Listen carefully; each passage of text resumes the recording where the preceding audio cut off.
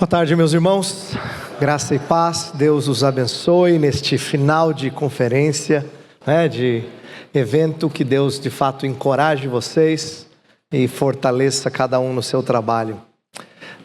Eu disse ontem, para quem acompanhou a primeira palestra minha, que eu como professor queria falar sobre avivamento, mais especificamente sobre o subtema dessa conferência, que é arrependimento, a partir de 3 áreas diferentes do estudo teológico, para encorajar você a aprender sobre a beleza de estudar teologia, de se aprofundar, de realmente ser edificado pelo Senhor com maior conhecimento. Estava conversando com o pastor Erival, ele mesmo dizendo como tem muitas pessoas que, em nome da busca pelo avivamento, tendem a suprimir a importância de conhecer o Senhor e de crescer no conhecimento dele.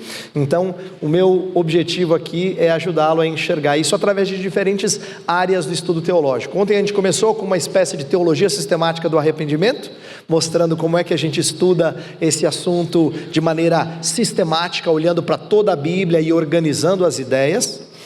À noite eu fiz a exposição do Salmo 51 para mostrar que quando a gente estuda o texto no seu contexto, a gente também tira muita coisa. Essa é a área da teologia bíblica. E eu disse que eu ia terminar com a teologia histórica, e quero falar um pouquinho sobre Jonathan Edwards e o primeiro grande despertamento, que foi aquilo que ele experimentou.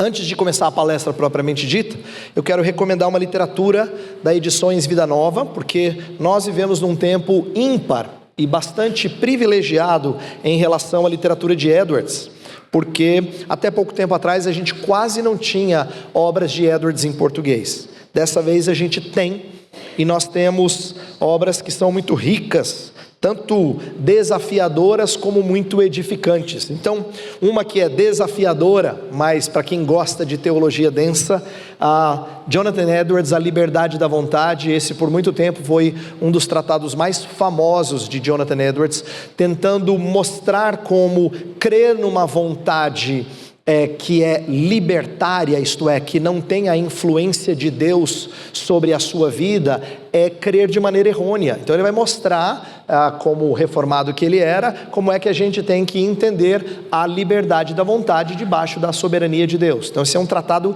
teológico. Edwards era muito cabeça, mas para quebrar com o conceito prévio, errôneo, que muita gente tem, de que gente muito inteligente, muito estudada, apagou o espírito, coisa do tipo.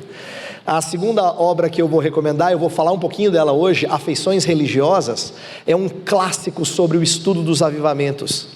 Eu vou explicar o contexto dela. É outra obra que a gente tem inteira em português. Quando eu estudei no seminário, a gente tinha excertos só, resumos dessa obra. Mas hoje em dia a gente tem o privilégio de ter essas obras publicadas pela Edições Vida Nova. Então, tanto Liberdade da Vontade, como Afeições Religiosas. E uma terceira obra que é lançamento, essa acabou de sair, Uma História da Obra da Redenção. Isso aqui é Jonathan Edwards tentando fazer uma espécie de panorama da história bíblica, para mostrar como é que Deus atuou no povo de Deus ao longo da história.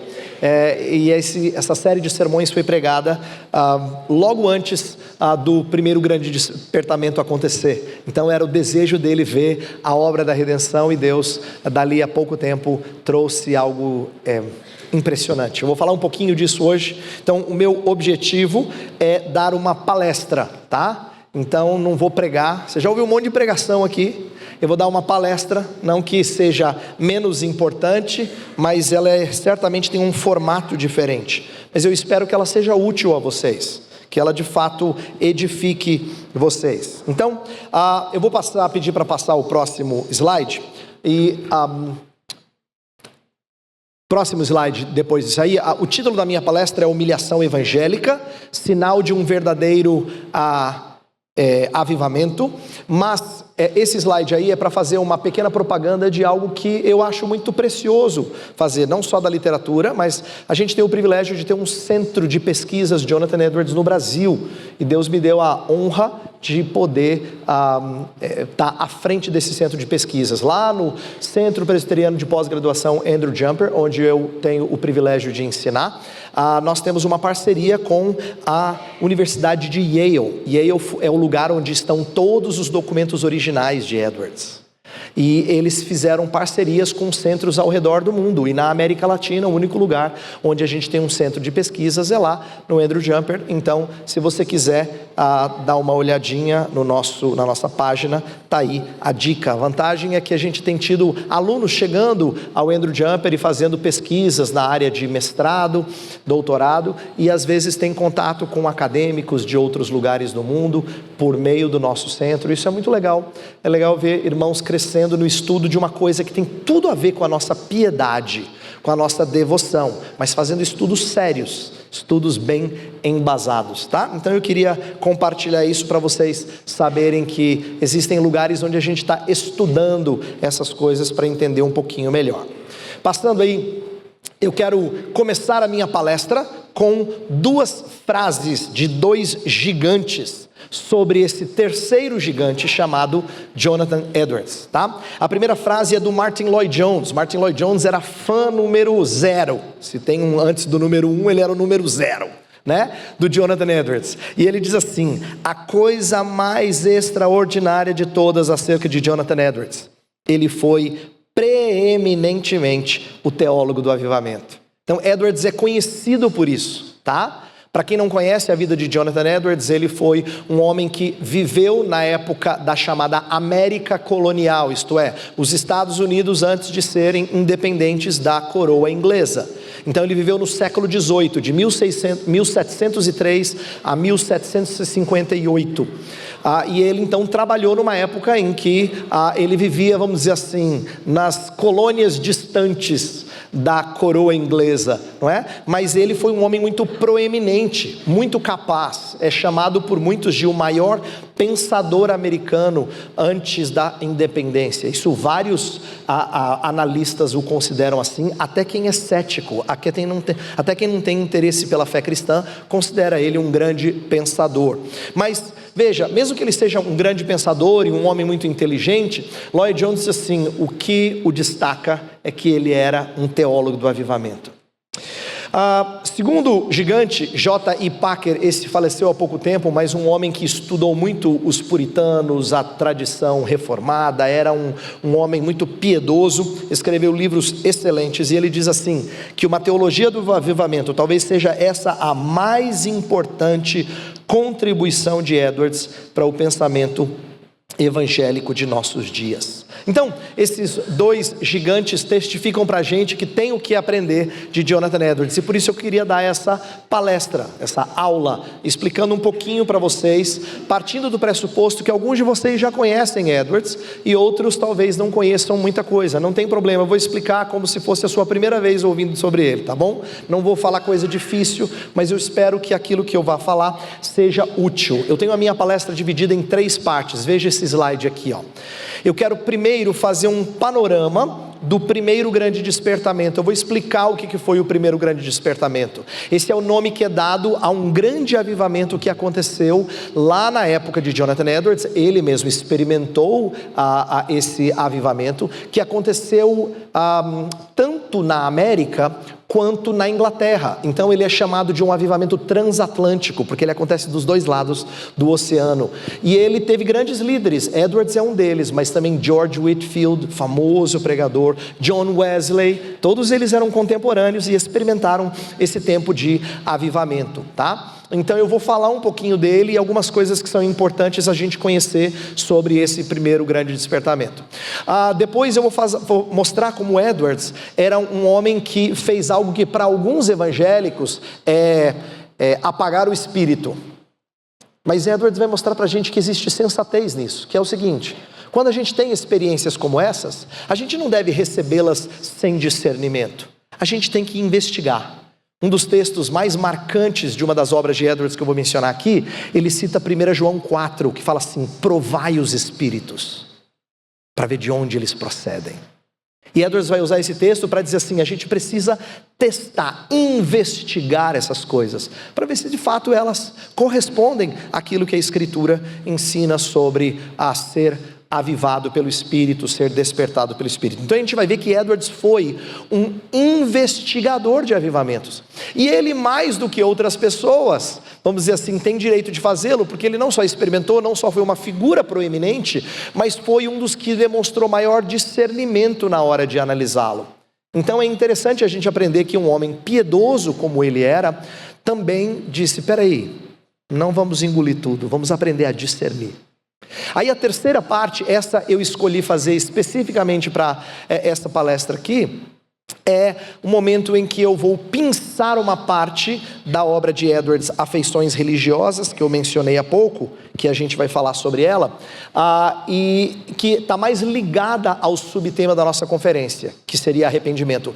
Edwards não usa a linguagem de arrependimento, mas ele fala de humilhação evangélica, e o que ele quer dizer é bem próximo daquilo que a gente tem ensinado aqui sobre arrependimento. Eu vou mostrar o que Edwards pretende ensinar com isso, tá? Então a gente tem essas três partes para você acompanhar como é que nós vamos prosseguir aqui. Então vamos começar a primeira. O panorama do primeiro grande despertamento. Edwards, em uma das suas obras, eu acho que foi na História da Redenção aqui que a gente citou, ele definiu o avivamento como efusões marcantes em tempos especiais de misericórdia. O que Edwards está querendo dizer com isso? Que efusão é quando você derrama água em grande quantidade. Inclusive, pouca gente sabe que além do chamado batismo por aspersão e por imersão, tem algumas igrejas que fazem batismo por efusão. Efusão é um modo de batismo, significa um derramar grande de água. E ele diz que o avivamento são efusões marcantes. Por que essa ilustração é muito interessante e muito pertinente ao meu ver? É porque Edwards não está dizendo que o avivamento é uma coisa diferente do que ele normalmente faz. O avivamento só é em maior quantidade daquilo que o Espírito normalmente faz.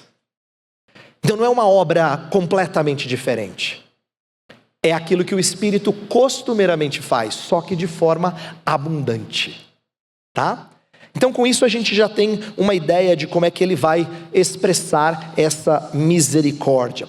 Vamos falar um pouquinho do contexto do grande despertamento. Edwards, ele experimentou um avivamento em nível local, no chamado Vale de Connecticut, que é uma das colônias lá, não é? Onde ele morava, que foi muito marcante para ele. Ele era um jovem pastor, ele tinha assumido a igreja do seu avô como pastor titular há pouco tempo. Então só para você entender a história, Edwards era muito jovem quando se formou em teologia, começou a pastorear, mas aí foi chamado pelo seu avô, que já tinha pastoreado a igreja há 60 anos. Imagina, ficou esse tempo todo na sua igreja, que era uma igreja na cidade de Northampton, é uma cidade marcante, depois de Boston, talvez a mais significativa ali. E ele foi pastorear junto com o avô. 3 anos depois, ele substituiu o avô faleceu e ele se tornou pastor titular. Mas é difícil substituir alguém que ficou 60 anos na igreja. Então no começo ele certamente teve dificuldades. Ao longo do seu ministério ele teve algumas lutas eclesiásticas. Mas talvez uma das coisas que tenha dado um pouco mais de credibilidade ao seu ministério, embora não tenha nada a ver com ele, é como Deus abençoou o ministério dele quando ele ainda era jovem. Em 1734, quando começa esse avivamento local, ele tem 31 anos. Ele é novinho. E Deus trouxe durante 6 meses algo marcante, várias conversões, jovens mais interessados em piedade, deixando as coisas tolas de jovens, pessoas experimentando assim emoções muito marcantes em relação à sua vida cristã. E isso foi tão significativo para Edwards, que no próximo ponto eu mostro como Edwards escreveu um livro. É o primeiro livrinho dele na área de avivamento. É uma narrativa desse avivamento. A gente tem esse livro em português, publicado pela Shed Publicações, chama Uma Surpreendente Obra de Deus, e ele narra lá o que aconteceu na sua igreja. Esse livrinho se tornou tão conhecido, tão importante, porque é escrito por alguém que está vivendo na América. Então entenda a América não como sendo os Estados Unidos famosos de hoje. Era o quintal do reino inglês. Era o quintal. E onde é que aconteceu o avivamento? No quintal. No lugar menos importante. Aí ele escreve esse livro se torna conhecido inclusive na Inglaterra, na Escócia, e virou uma espécie de manual de avivamento para algumas pessoas. Mas, para a tristeza do Edwards, os efeitos daquele avivamento não duraram como ele esperava que durasse. Então, nesse terceiro ponto eu coloquei que depois ele se desapontou com esse esfriamento de fiéis, e ele se envergonhou de ter escrito um relato de algo que não perseverou. Ele de fato compartilhou com seus amigos, ele disse assim: agora todo mundo vai achar que na igreja lá o negócio está bombando, e não está. Por quê? Porque houve esfriamento. Essa foi a primeira experiência de Edwards com avivamento, e ela foi marcante, mas eu creio que Deus estava começando a ensiná-lo algumas coisas preciosas ali. Continuando a falar do primeiro grande despertamento, agora olha o próximo slide, eu quero já entrar propriamente dito no próprio evento. O primeiro grande despertamento, ele durou bastante tempo. O primeiro já não foi tempo assim, durou cerca de 2 anos, de 1740 a 1742. E o que foi marcante desse primeiro grande despertamento é que ele teve uma abrangência nacional, né? Ele atingiu a Inglaterra. Então, só para você ter uma ideia do que isso significa, George Whitefield, quando veio visitar a América e pregou inclusive na igreja do Jonathan Edwards, ele era um evangelista de 25 anos, e ele já era conhecido nacionalmente, porque ele já tinha feito campanhas evangelísticas ao redor lá da Inglaterra, Escócia, era muito conhecido lá. Deus estava chacoalhando a igreja da Inglaterra. A igreja da Inglaterra seria a igreja anglicana, que havia se esfriado em alguns cantões, e George Whitefield é um desses pregadores itinerantes. Whitefield era um homem muito impactante de presença. Edwards menos. Edwards era a mente brilhante e o coração fervoroso que Deus lhe deu. Whitefield era um orador, era aquele homem que tinha presença. Todo mundo ficava assim, boquiaberto ouvindo Whitefield. Pra vocês terem uma ideia, o Benjamin Franklin, que era um cético, era fã de ouvir George Whitefield pregar, por causa da proeminência da sua retórica. Tá? Então, Whitefield era alguém que pregou lá na América, foi visitar também, pregou na Inglaterra, foi visitar a América, e esse momento de avivamento não foi só usando Whitefield e Edwards. Eles são 2 nomes conhecidos, mas houve um alastrar da obra do Espírito, de tal forma que Deus usou muitos outros pregadores. Um dos pontos que eu coloquei no slide aí é que o que foi marcante desse primeiro grande despertamento é que há uma preocupação maciça com a condição das suas almas. Isto é, o que fez com que as pessoas percebessem que Deus estava despertando, avivando? É que mais gente estava preocupado com a sua relação com Deus, mais gente se questionando, mais gente fazendo o chamado autoexame. 2 Coríntios 13:5 fala para a gente fazer esse exame, examinar a nossa fé, não simplesmente assumi-la, mas examinar para ver o que há para ser corrigido. Então, isso cresce. Existem, portanto, não só conversões, mas gente crente se quebrantando e se achegando mais ao Senhor. É claro que um terceiro ponto que eu coloco no slide é o aumento de membresia das igrejas. Há relatos de menos bebedeira, lugares de festa e bebida sendo fechados porque não tinha mais a público para atender, porque Deus estava levando pessoas para a igreja. Então tem relatos muito impressionantes do que acontecia em diferentes cidadezinhas. Porém, e agora vem um grande porém, ele não veio sem os seus desafios. O quarto ponto que eu coloco ali é que ele gerou uma disputa entre 2 grupos opostos. Isto é, esses acontecimentos, eles não foram só abençoadores e todo mundo recebeu muito bem. Surgiram aqueles chamados entusiastas. Entusiastas era o nome da época para o carismático de hoje, tá? Para o pentecostal, vamos dizer assim. Mas não pensa em denominação, pensa em estado de espírito, inclinação mística. Tinha os entusiastas, mais místicos, que adoravam as experiências, e os racionalistas, mais frios, que eram muito críticos dos excessos do avivamento. E é claro que não havia só esses dois grupos, mas eles certamente puxaram a pessoas para esses polos e gerou muito questionamento. Mas eu quero citar duas coisas bonitas e marcantes desse primeiro grande despertamento. Pregações marcantes na América colonial. Primeiro é George Whitefield. Essa é uma imagem ali à direita em cima do George Whitefield.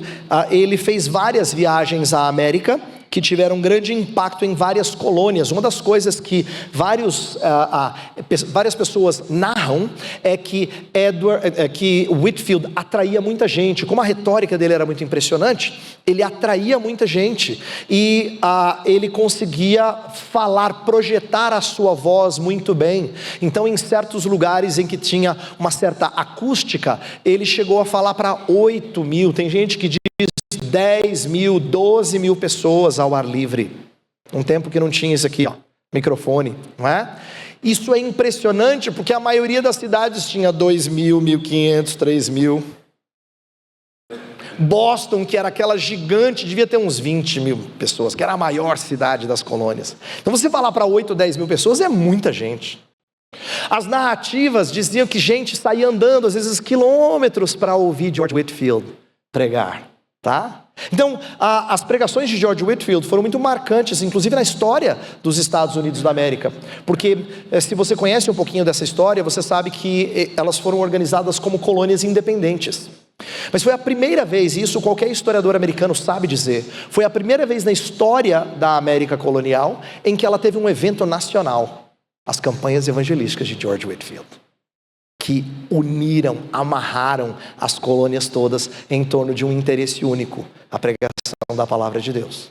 Um outro evento famoso é a pregação de Jonathan Edwards, o sermão mais conhecido dele, Pecadores nas Mãos de um Deus Irado, que foi pregado em Enfield, em 1741. Essa imagem aí do lado é a única coisa que resta desse sermão. Eu tive o privilégio de visitar esse local e não existe nada lá. A igreja que Edwards pregou não existe mais, tem uma avenidona passando no meio assim, e dos dois lados, e no meio dos dois lados da avenida tem um canteiro, e no canteiro eles colocaram uma pedra. E nessa grande pedra assim está lá inscrito: aqui foi pregado o famoso sermão de Jonathan Edwards. É o que está inscrito lá: Pecadores nas Mãos de Deus Irado, em 8 de julho de 1741, na cidade de Enfield. Bem, por que esse sermão se tornou famoso? Bem, por várias razões. As reações foram marcantes.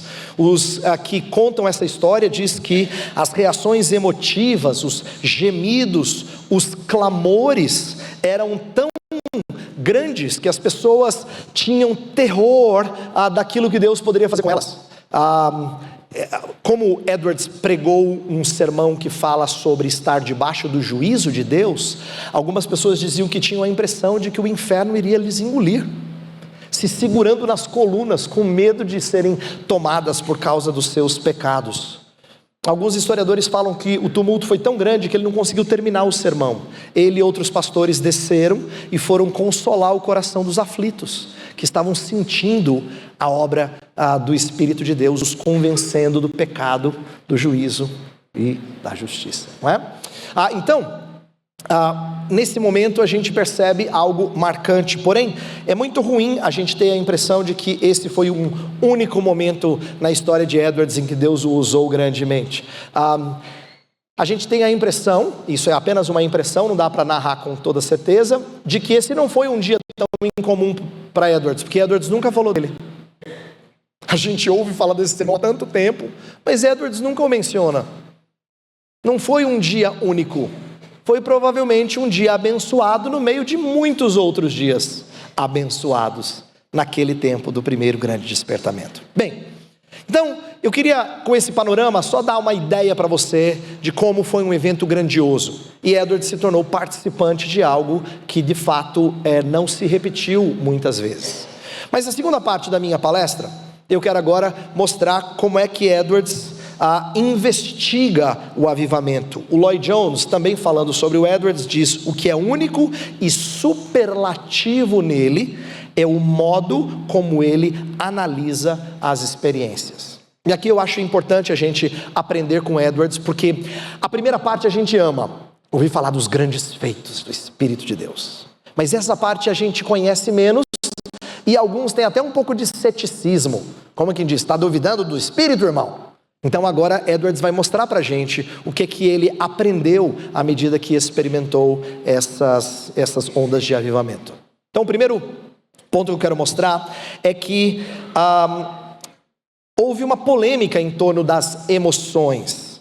Eu falei dos entusiastas, e eles tinham algumas estratégias que começaram a gerar muito burburinho, muito fala-fala, e o próprio Edwards ficou muito reticente em relação a vários cultos excessivamente longos, experiências de êxtase espiritual, gente que se dizia paralisada pelo Espírito por horas, porque estavam sendo tomados pelo Espírito, e isso gerou divisão entre os pastores.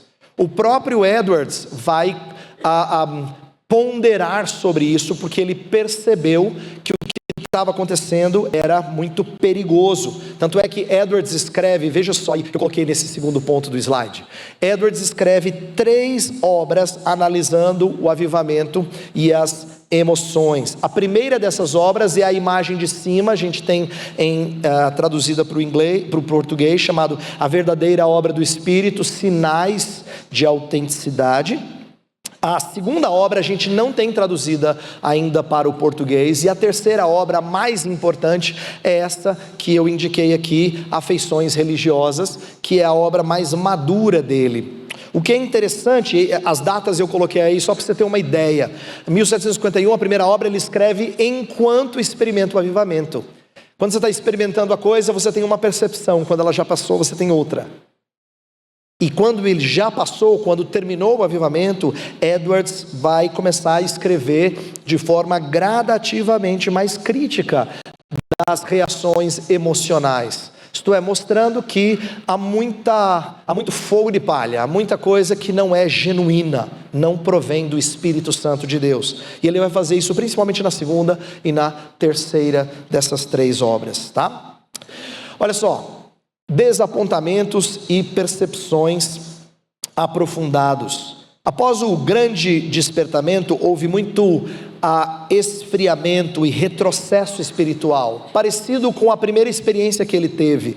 Isso só ajuda a gente a entender uma primeira lição de avivamento tirado de Edwards, é que avivamento não é a solução dos males da igreja. É chocante eu dizer isso, eu sei, mas eu vou dizer de novo com temor. Avivamento não é a solução dos males, de todos os males da igreja. A volta de Jesus é. Mas antes que ele volte, mesmo os momentos de grande obra do Espírito, não é verdade que todos os problemas foram resolvidos. Edwards experimentou isso e amadureceu em relação a isso. Então não é verdade que a gente sempre mantém, ou que pessoas que experimentaram essas emoções sempre mantinham o seu entusiasmo, o seu fervor. Ele percebeu isso, né? Tanto é que o segundo ponto que eu coloco aqui no slide, olha só, ele discerniu emoções genuínas de emoções falsas. Isto é, tem coisas que são produzidas pelo Espírito, mas tem coisas que são forjadas por Satanás.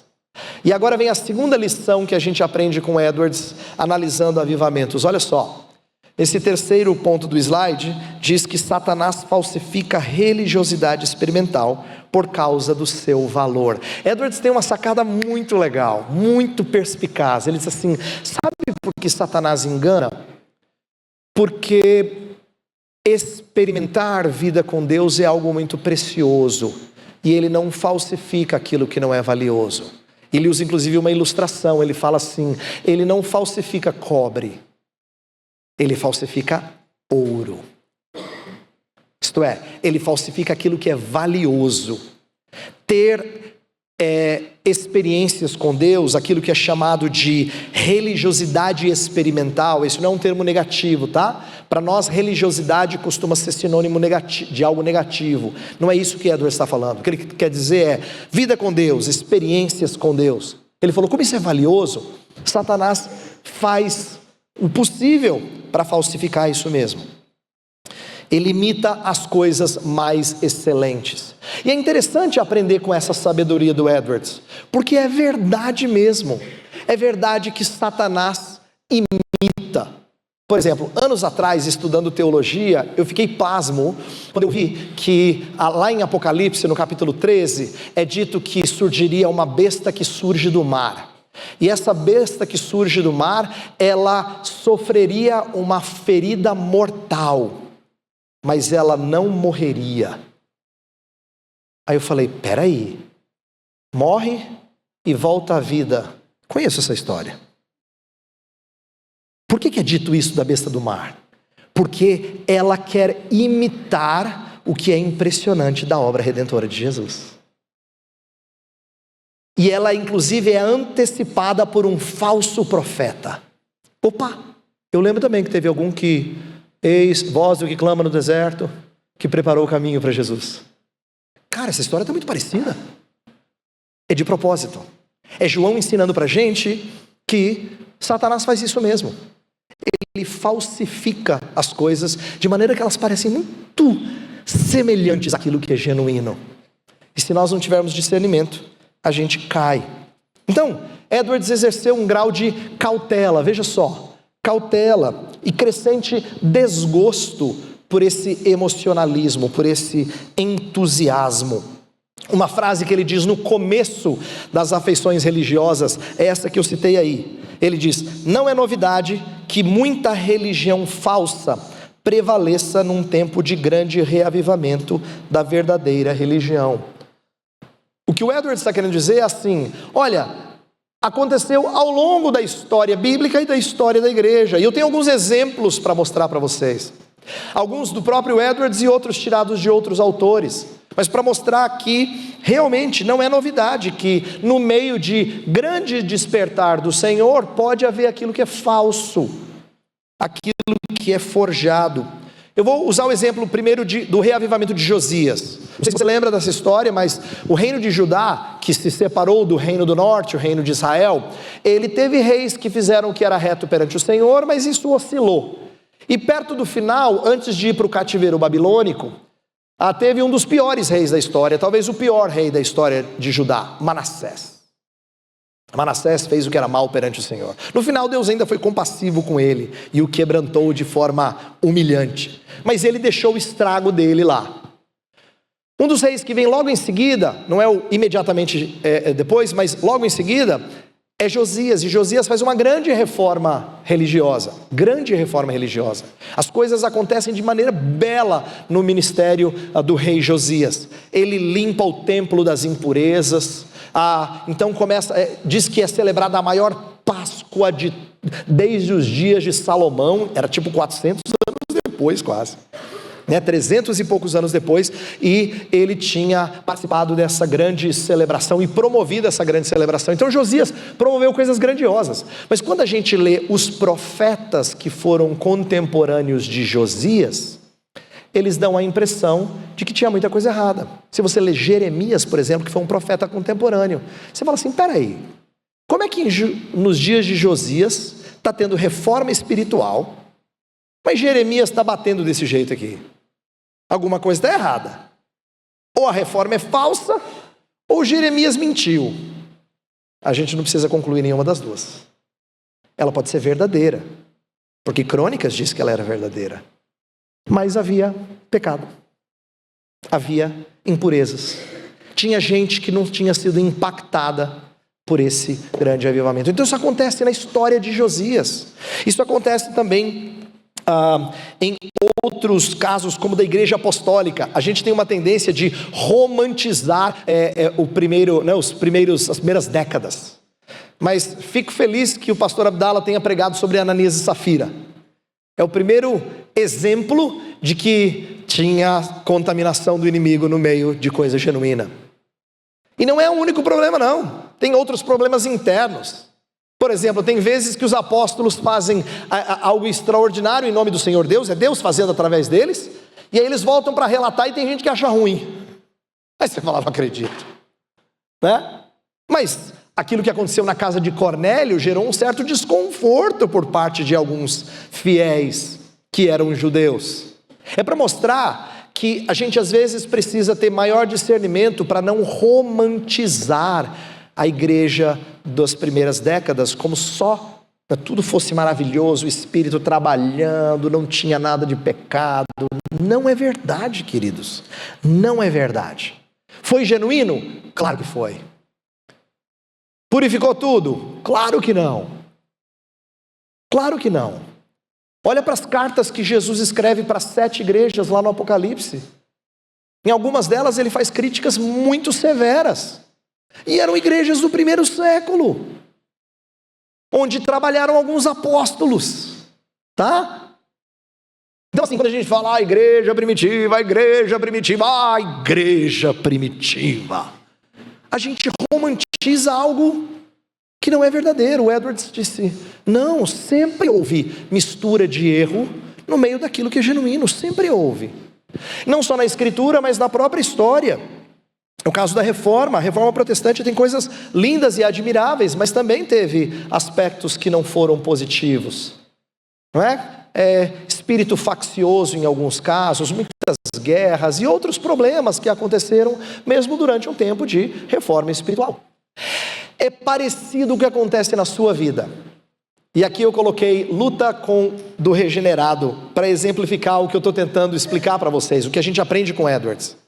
Que você e eu somos pessoas em quem o Espírito habita.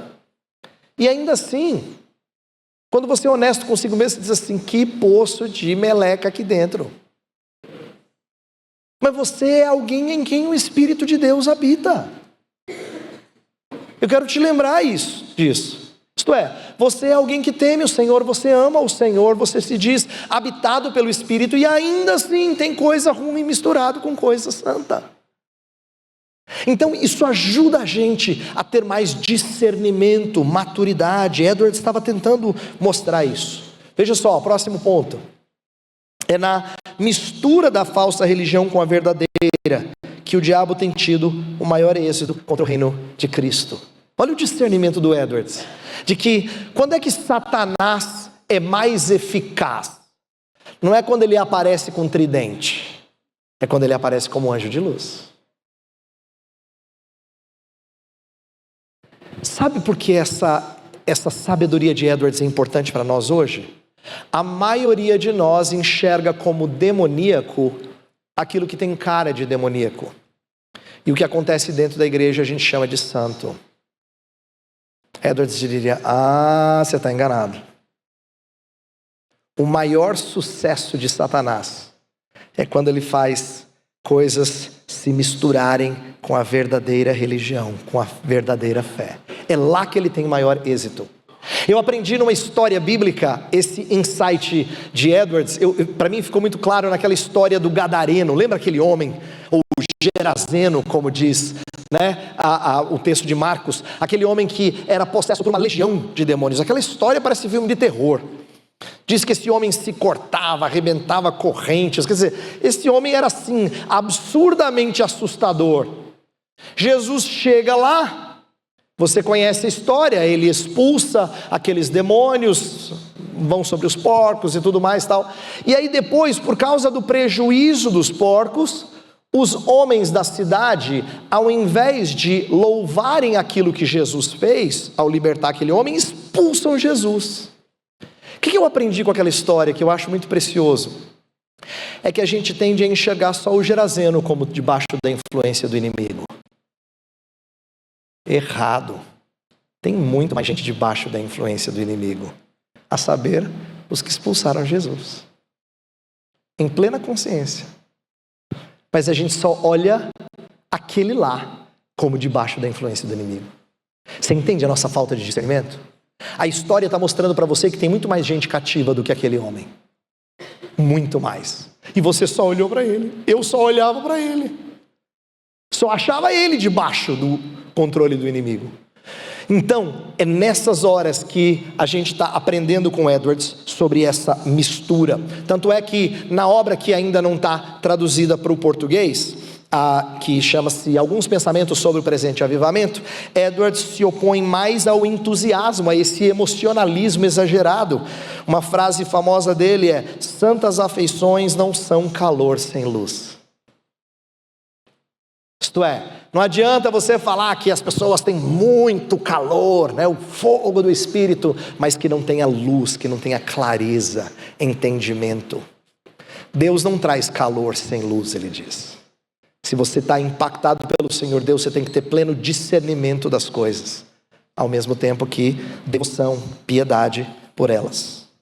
Com isso, a gente tem então um Edwards que escreve essa obra, e é dessa que eu quero falar o restante do meu tempo com vocês, um pouquinho dela. Afeições Religiosas foi escrita em 1746, e ela é uma série de pregações a partir do texto de 1 Pedro 1,8, que fala de uma alegria indizível. É um texto bonito em que Pedro fala assim daquele que a gente não vê, mas com quem a gente se alegra de maneira assim a não ter palavras. Alegria indizível. E esses sermões viraram essa obra, que é a obra mais famosa de Edwards nesse tópico de avivamento, uma das mais queridas daquilo que ele produziu. E eu poderia assim sintetizar a obra da seguinte maneira, para ajudar você a entender. Ela tem 3 partes. A primeira parte ele vai explicar o que são as afeições. Essa é uma palavra que a gente não está muito habituado, porque para nós a afeição tem mais a ver com gostar de alguém, ou gostar de alguma coisa, não é? Eu gosto de gato, prefiro do que cachorro.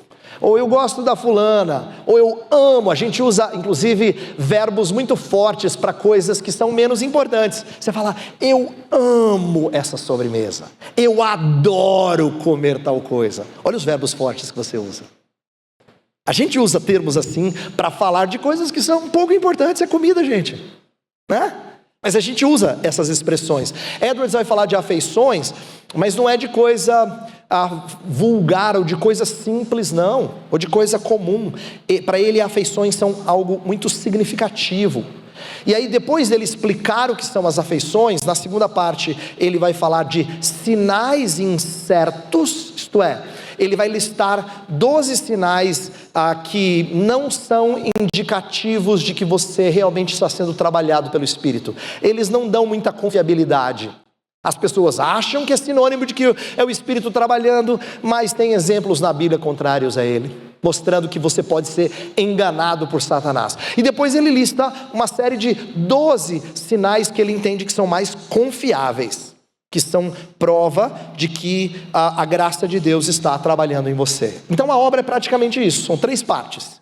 Uma parte pequena falando das afeições, depois aquilo que nos engana, que não é confiável, e 12 sinais confiáveis.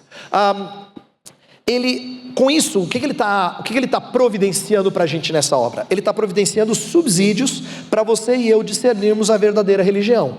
Isto é, o que faz de alguém verdadeiramente crente, piedoso, cheio do Espírito? Ele tem santas afeições. Essa é a linguagem que ele quer usar. Tem santas afeições, tá? Esse livro tornou-se um clássico da literatura sobre avivamentos. E antes de explicar um tópico desse livro, eu não posso explicá-lo inteiro, porque tem muita coisa, é muito rico o material que ele escreve. Antes de explicar um tópico, eu quero mostrar esse slide que pode te ajudar. Isso aqui eu aprendi com um especialista em Edwards chamado Gerald McDermott. Ele escreve um livro no qual ele faz uma análise de Edwards, e ele diz assim, quando a gente ouve afeições, muita gente pensa em emoções. Ele falou, não é não.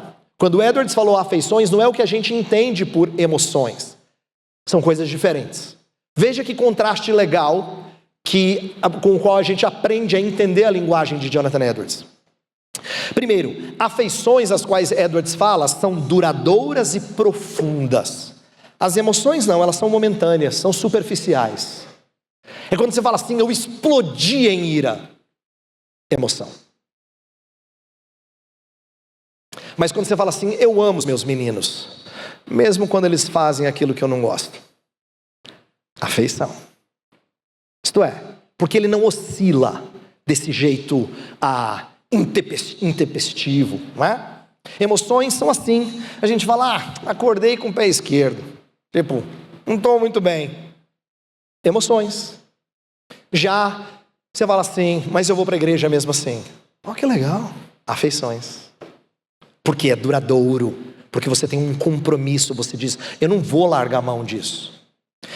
Afeições são coerentes com as convicções. Isto é, você só as experimenta, mas elas não conflitam com as convicções. As emoções não. As emoções às vezes sobrepujam as convicções. É igual alguns crentes que são meio tendentes ao misticismo, que eles falam assim, eu sei que a igreja não aceita isso, não aceita muito isso, mas eu senti, irmão, foi de Deus. Emoções, Edwards diria, foi de Deus, tenho certeza que foi de Deus. Ele falou, não, se você experimentar alguma coisa que fere as suas convicções, mas você ainda assim se sente inundado por ela, você está tendo algo que é corriqueiro. As afeições genuínas, produzidas pelo Espírito, elas sempre são coerentes com as convicções. Sempre. Elas sempre combinam com aquilo que a palavra de Deus prescreve. Terceiro contraste é que as afeições sempre resultam em ações. As emoções não. As emoções, elas às vezes não produzem ações. É igual quando você vê alguém numa situação difícil e fala assim, ai que dó, né? Passa rapidinho. Você já viu quantas vezes você assistiu telejornal e tem aquela notícia triste, mas o jornal foi programado para você não pensar muito sobre isso? Porque logo depois do desastre que aconteceu do outro lado do mundo, tem os gols da rodada. Pronto, acabou, cara. Você não pensa mais sobre isso. Entendeu? Porque é isso mesmo. É para ser, passageiro, não é tempo para refletir, não é para você dizer, nossa, estou triste, será que a gente pode fazer alguma coisa? Vamos falar com os irmãos da igreja? Não, nem dá tempo de você pensar isso, porque já tem outra notícia legal, bombando. Emoções, afeições não, afeições levam a gente a fazer alguma coisa, é isso que o Edwards está ensinando. Último contraste, afeições envolvem mente, vontade e sentimentos. Olha que interessante, quer dizer, ela envolve o ser humano integral. Foi aquilo que eu falei ontem no meu primeiro ponto, quando eu falei sobre arrependimento. Elas envolvem o ser humano completo, a sua alma inteira, aquilo que ele pensa, aquilo que ele quer, aquilo que ele sente. Já as emoções são sentimentos dissociados de mente e vontade. Eu achei que esse slide ajuda você a entender que quando o Edwards está falando de afeições, não pense só no que a gente sente, tá? Isso é muito reducionista. Edwards está falando de algo muito mais significativo. E é isso que eu quero ir para a última parte dessa minha palestra. Eu resolvi destacar um dos sinais que apontam para as santas afeições. Não dá para falar de 12 de um lado, 12 de outro. É muita coisa. Imagina eu com 24 subpontos aqui, não ia terminar essa palestra hoje. Mas eu queria falar de um que tem a ver com o nosso tema. Edwards não usa a palavra arrependimento, mas quando ele está falando de humilhação evangélica, ele está falando de algo bem parecido com arrependimento. Eu quero mostrar para você o que Edwards nos ensina sobre isso. Então, eu vou começar dizendo que Edwards trabalhou com 12 sinais incertos e 12 sinais confiáveis da verdadeira espiritualidade, como eu falei para vocês. Mas agora eu quero parar um pouquinho e mostrar para você, olha só, parece que Edwards está olhando para a igreja evangélica brasileira do século 21. Presta atenção. Edwards vai dar uma lista de 12 sinais que não são prova de que são cheios do Espírito. E eu destaquei alguns, eu resolvi destacar uns 5 ou 6. Olha aqui. Alguns sinais que não são confiáveis com respeito à espiritualidade verdadeira. Muitas emoções. Então alguém fala assim, mas eu senti, sabe? Eu senti. Edwards diz, isso não é confiável. E ele cita exemplos bíblicos de gente que também foi muito impactado por alguma coisa, mas não foi genuíno. Efeitos no corpo. Como no avivamento, algumas pessoas tinham sentido que isso tinha até dado certa fraqueza, sentiam isso mexer com o seu corpo, parecia assim, mais ação do Espírito. Ele falou, não, efeitos no corpo não são prova de que você foi impactado pelo Espírito. Fluência e fervor. Aqui significa que a pessoa começa a falar bem, e tem muito fervor espiritual, ela fala com muita fluência, ele diz, não, isso aí também não é confiável. Acompanhadas de textos bíblicos. Gente, pastor, mas cita a Bíblia. Sim, até Satanás é bom nisso. Edwards está querendo dizer, mesmo que as pessoas dizem que estão citando a Bíblia, parece que estão trabalhando com a Bíblia, não é prova de que elas estão experimentando verdadeira espiritualidade. Muita expressão de louvor. Parece que eu estou vendo o Edwards falar do pessoal e dizendo, isso não é prova de espiritualidade. Eu sei que isso mexe com a gente, mas o Edwards experimentou e viu essas coisas. E ele viu o que aconteceu depois. E ele disse, se fosse genuíno, não esfriava do jeito que esfriou. O que é passageiro não é genuíno. Então, olha o discernimento dele. Ele ainda lista grande confiança, pessoas que falam com muita confiança, com grande convicção. Ele diz, também não, você pode estar confiadamente errado. Testemunhos comoventes, daquele que você ouve e você fala, uau, nossa, hoje 300 conversões fácil ali na conferência. Porque olha que testemunho. Então, queridos, eu estou citando isso aqui não é meu, tá? Isso aqui não é ideia minha, isso aqui é tudo de Jonathan Edwards, 1746. Edwards dizendo, essas coisas já aconteciam e elas não são evidência de verdadeira espiritualidade. Elas não são demonstração de verdadeira piedade. Ele fala de várias coisas que são, eu não tenho tempo de falar de todas elas, então eu vou terminar minha palestra falando de uma, tá? De uma. Ele diz que um sinal que é de fato confiável, que é mais a evidência de que alguém foi trabalhado pelo Espírito, é aquilo que ele chama de humilhação evangélica. Você fala, humilhação evangélica, é uma expressão esquisita, não é? Ela não é muito comum para nós, então eu quero explicá-la, tá? Volta aí um ponto para a gente ir um a um. Obrigado. O que é isso? Tentando resumir uma frase de Edwards, eu coloquei um senso que o cristão tem de sua total insuficiência e odiosidade, mas com um coração disposto e ensinável.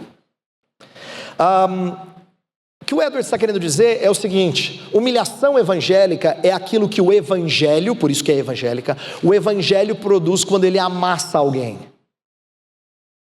Ele faz essa pessoa ciente da sua fraqueza, da odiosidade do seu pecado, da sua insuficiência, mas não de tal forma que ele fica falando que ele não presta, ele não vale nada, mas com um coração disposto a ser guiado pelo Senhor, ensinável. Vamos ver alguns textos citados pelo próprio Edwards, tá? Abra sua Bíblia lá, Salmo 34, 18. Olha só. Salmo 34, 18, diz assim: perto está o Senhor dos que têm o coração quebrantado e salva os de espírito oprimido. Edwards cita esse texto aí. Outro texto que ele trabalha, Salmo 51, verso 17. Salmo 51, verso 17, a gente trabalhou ontem. Sacrifícios agradáveis a Deus são um espírito quebrantado, coração compungido e contrito não o desprezarás, ó Deus. Outro texto que ele trabalha é Mateus 5,3, bem-aventurados os pobres de espírito, né? Porque dos tais é o reino dos céus. O outro texto é a história daquela mulher pecadora que chega e diante de Jesus e se derrama diante dele. Lucas capítulo 7, o texto diz, a partir do versículo 37, eis que uma mulher da cidade pecadora, sabendo que ele estava à mesa na casa do fariseu, levou um vaso de alabastro com unguento, e estando por detrás dos seus pés, chorando, regava-os com suas lágrimas, e os enxugava com os próprios cabelos, e beijava-lhe os pés, e os ungia com unguento. E aí, isso é criticado pelo fariseu. Jesus vai dizer, eu entrei na sua casa, você não me deu água para os meus pés, ela regou os meus pés com lágrimas e os enxugou com seus cabelos. Você não me beijou quando eu cheguei, ela beija os meus pés desde que eu cheguei. Você não me ungiu, e essa mulher com óleo, e essa mulher com bálsamo ungiu os meus pés. Ele contrasta a crítica daquele homem, fariseu, com a mulher quebrantada, e diz, sabe por que ela ama muito? Porque muito foi perdoada. Olha que lindo. Ele está dizendo assim: sabe por que ela sente assim por mim? Sabe por que ela tem santas afeições? É porque ela se quebrantou e eu a perdoei. Tanto é que no finalzinho da história ele fala: perdoados são os teus pecados. É por isso que ela ama. Eu quero que você entenda isso. Alguns dos momentos mais bonitos da sua vida com Deus são aqueles momentos que você confessou os seus pecados e sentiu o alívio de ser perdoado pelo Senhor. São alguns dos melhores momentos da sua vida. Alguns dos highlights. Você fala: ai, Senhor, como é bom ser perdoado pelo Senhor. Como eu me sinto leve quando o Senhor tira de mim o peso da culpa. É isso que essa mulher sentiu. Mas quebrantada, humilhada. Outro texto que ele cita é o de Lucas 18, a parábola do fariseu, do publicano, lembra? Que ele não consegue levantar os olhos para os céus e bate no peito e diz: ser propício a mim, pecador. Então, Edwards está dizendo que esse sim é um sinal de que alguém está sendo trabalhado. Todos esses exemplos citados não são pessoas humildes. Entenda bem agora a distinção que eu vou fazer. Às vezes, humilde dá a ideia de que é uma pessoa assim, quietinha, né? Tanto é que a gente usa humilde até para coisa errada. Fala assim: o fulano não tem muito dinheiro, é humilde. A gente dá nome virtuoso para quem é pobre. A gente estragou o uso da palavra. Edwards não está falando de humilde nesse sentido, quietinho, ou que não tem muita riqueza, não é isso. Ele está falando de alguém quebrantado. Por isso, humilhação evangélica. Quebrantado, moído por causa dos seus pecados. Ele faz um contraste entre a humilhação legal e a humilhação evangélica. Por que legal? Porque a lei também pode convencer a pessoa dos pecados, da sua culpa. Ele usa o exemplo assim, no dia do juízo os ímpios vão saber que estão errados. Significa que eles foram humilhados pelo evangelho? Não. Mas eles sabem que estão errados. Eles sabem que eles são dignos do juízo. Isso vai ficar claro no dia do juízo para ímpios. Mas isso não é humilhação produzida pelo evangelho. É você ter o terror da lei de Deus. É você dizer: ai meu Deus, o que vai acontecer? Lembro de aconselhar pessoas que disseram assim: o que Deus vai fazer com a minha família depois do que eu fiz? Ele está pensando no peso do pecado, mas ele ainda não está contrito. Ele está pensando nos efeitos do que ele fez, mas ele não está contrito. Tá? Então ele diz: não é humilhação legal.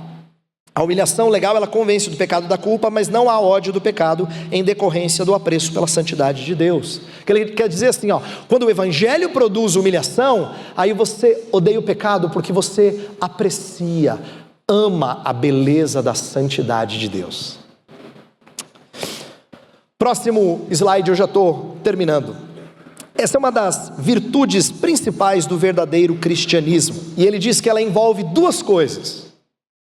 Ela envolve negar as inclinações mundanas e envolve negar a si mesmo, isto é, autoexaltação. Aí ele faz uma distinção bem interessante. Negar as inclinações humanas significa assim, os prazeres desta vida que muitas vezes nos distanciam do Senhor. Aí ele fala: ímpios conseguem fazer algo parecido, não é igual, mas é parecido. Mas ímpios não conseguem sufocar a autoexaltação. Ele vai dizer: a segunda das coisas que a gente tem que negar, que é nós mesmos, é a mais difícil. Essa só pode ser produzida por Deus. Inclusive eu quero que você se lembre daquelas religiões em que as pessoas vivem tentando se machucar, vivem tentando se privar de prazeres em nome de espiritualidade. Elas podem até se privar de coisas, de prazeres deste mundo, mas isso não ajuda em nada a produzir humildade. Inclusive Paulo vai ensinar isso para os colossenses: não tem valor algum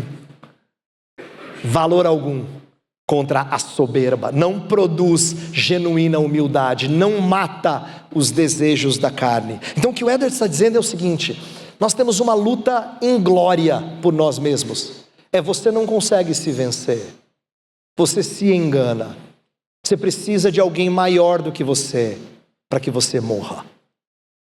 É por isso que pessoas que vivem se flagelando e vivem se privando dos prazeres não conseguem mortificar os feitos da carne. Você só está alimentando de outra forma. Você está alimentando com orgulho espiritual. E Edwards sabia disso. Ele disse: você não consegue morrer para estas coisas, a não ser que alguém mais forte que você venha em triunfo sobre você. É por isso que a gente precisa do Espírito de Deus. Olha que interessante. Acho que eu já falei essa parte. Vamos pular aqui para o próximo ponto para eu terminar. Edwards ainda diz que a soberba é a especialidade de Satanás. Lembra em 1 Timóteo 3,6? Ele fala assim que Satanás, a condenação dele veio por causa da soberba. É por isso que neófitos não devem ser colocados em posições de liderança como o presbiterato, para que não incorram na condenação do diabo por causa da soberba. Então, a soberba é a especialidade de Satanás. E Edwards diz que ela é sutil e frequentemente ela aparece no contexto de aparente humildade. Isto é, quem é soberbo não é só aquele que gosta de se olhar no espelho. Não. Esse é o soberbo fácil de identificar. Ele diz assim: mas o que mais tem é o soberbo difícil de identificar. Ele tem aparente humildade. Ele fala de um jeito que você diz: uau, como ele é de Deus. Ele fala até aspirado assim, é bonito, né? Oh. Ele tem aparente humildade. Edwards destaca exemplos interessantíssimos. Ele fala assim: e como é que a gente sabe que tem falsa humildade? Tal soberba espiritual pode ser detectado através de duas coisas: quando as pessoas têm estima elevada pelas suas realizações espirituais, e quando elas estimam sua humildade. Na primeira, ele dá uns exemplos muito legais. Ele quer dizer assim, tem coisas que a gente experimenta da parte de Deus que a gente devia ficar, Não significa que você não deva testemunhar da graça de Deus na sua vida. Ela veio sobre você para que você diga: você acredita, Deus foi muito bondoso. Mas você tem que tomar muito cuidado antes de compartilhar aquilo que você experimenta com Deus. Edwards está querendo dizer. Porque frequentemente é o nosso jeito de buscar a aprovação alheia, mesmo que a gente não perceba isso. Então imagine você, alguém diz assim: rapaz, estava no outro dia lá, estava lá no Mercadão, no centro de São Paulo, o Espírito de Deus falou comigo, eu disse: eu vou falar com esse esperante aqui. Falei com o esperante, se entregou a Jesus ali e tal. Eu conto a história, você fala assim: uau, pastor, de Deus esse pastor, hein? Contei para vocês aqui, na pregação. Eu quis mostrar que foi Deus quem fez. Mas eu não precisava ter dito isso. Edwards disse: você devia ter ficado calado. Porque você está procurando exaltar as suas experiêncies com Deus. Você já viu pessoas que dão a impressão de que elas sempre são dirigidas pelo Espírito? Eu estava assim, o Espírito de Deus me convenceu. Eu falo: cara, vai para lá, eu fui para lá. Aí o Espírito de Deus entra aqui, eu entrei aqui. Aí o Espírito de Deus falou assim: vai para lá. Meu Deus, esse cara tem uma sensibilidade top para o Espírito. Eu devo ser uma parede para o Espírito, porque eu nunca sinto essas coisas, né? Mas tem gente que conta assim, como sinal de grande espiritualidade. Edwards diz: esse é um exemplo perfeito de soberba espiritual.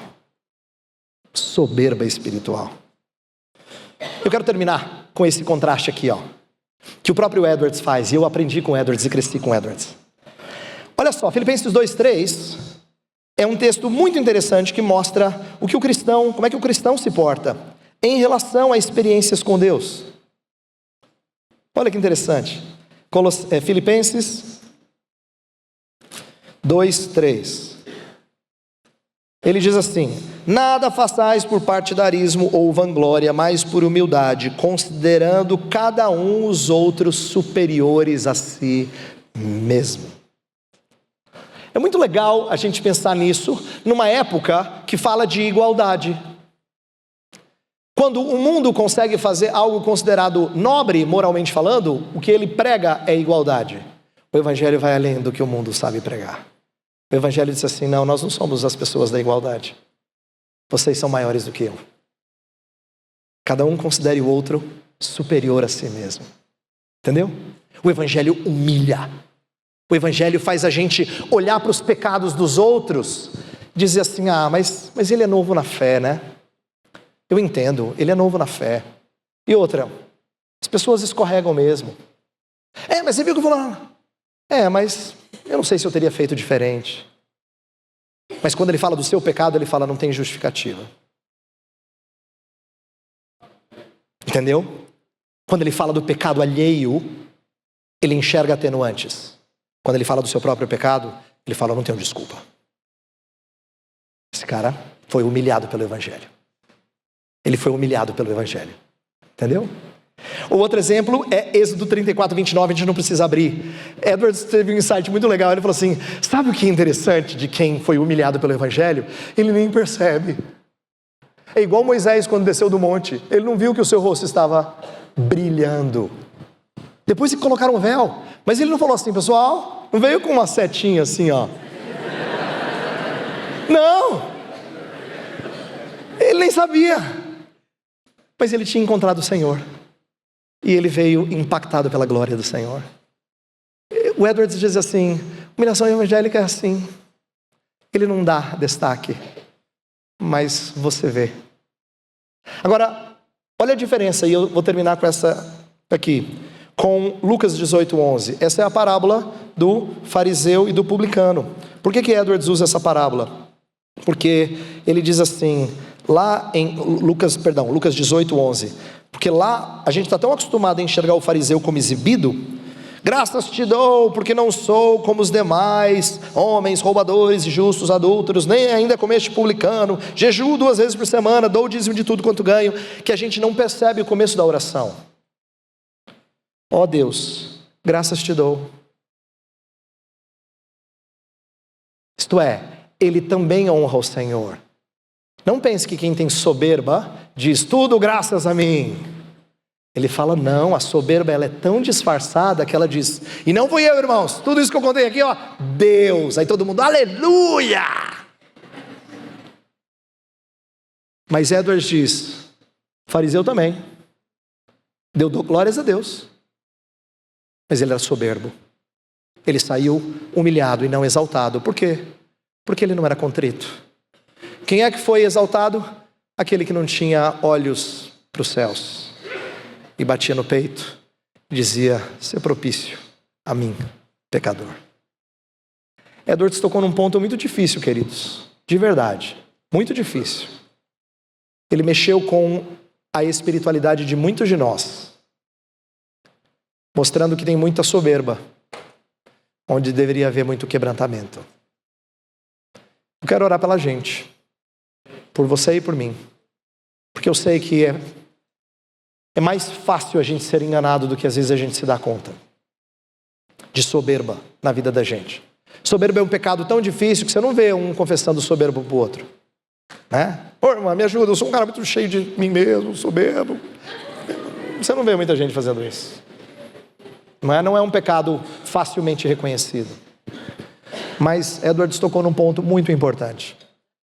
E é por isso que eu estou amando falar sobre esse tema de arrependimento. Porque se a gente quer ser cheio do Espírito, Edwards vai dizer, o Evangelho tem que humilhar você. Humilhar você. Não é mostrar a sua humildade. É possível ser soberbo assim também. Humilhar você. Vamos orar? Senhor, nós ouvimos aqui a história de um homem que experimentou coisas muito preciosas que vários de nós gostariam de experimentar. Ele percebeu o que significa ser impactado pelo Espírito, vidas convertidas, gente se santificando, um crescimento na graça de Deus. E como nós desejamos ver essas coisas, Senhor. Como nós oramos e queremos essas coisas. No entanto, Edwards aprendeu, Senhor, que em meio a essa busca por Deus, há muita falsidade. Muita coisa que vem em nome de espiritual, mas não é. Gera muita soberba espiritual e não a verdadeira humilhação produzida pelo Evangelho. Senhor, isso não é um problema apenas lá de trás. Isso pode acontecer conosco hoje também, e eu creio que aconteça, Senhor. Por isso, a nossa oração é muito simples, mas ela é muito séria. Livra-nos da soberba. Senhor, a soberba ela é tão comum, que até Davi, quando estava bem espiritualmente, falou, livra-me da soberba, então serei irrepreensível. Ele sabia que mesmo em dias bons, em dias de alegria na tua presença, livre de pecados feios, era possível incorrer na soberba. A soberba é um pecado muito enganoso, Senhor. E não há nenhum aqui nesta sala, nenhum, que esteja livre dela. Faz-nos reconhecer isso verdadeiramente. Isto é, faz-nos cientes de que esse é um problema que nós enfrentamos também. E que há um perigo de nós, fechando os olhos para esses males, não sermos quebrantados pelo Evangelho, não sermos genuinamente humilhados. Livra-nos disso. Aqueles que são chamados pelo teu nome, que te amam verdadeiramente, quebranta-os. Isto é, não permita que eles sejam snobs, que narrem os grandes feitos do Senhor através da vida deles. Senhor, silencia a cada um de nós quando der vontade de compartilhar coisas que não edificam. Que não edificam porque elas fomentam uma boa impressão dos outros para conosco. Isso não faz bem, Senhor. Isso não faz bem. Então livra-nos disso. Ensina-nos a considerar os outros superiores a nós mesmos. Ajuda-nos a olhar para os pecados dos outros com mais misericórdia e olhar para os nossos com mais firmeza. Isso mostra que nós enxergamos a maldade que há no nosso coração. Obrigado pela tua palavra. Obrigado pelos homens da tua palavra ao longo da história, pelas lições que eles nos deixam. Ensina-nos a piedade verdadeira através de lições como estas. Nós pedimos no nome santo de Jesus.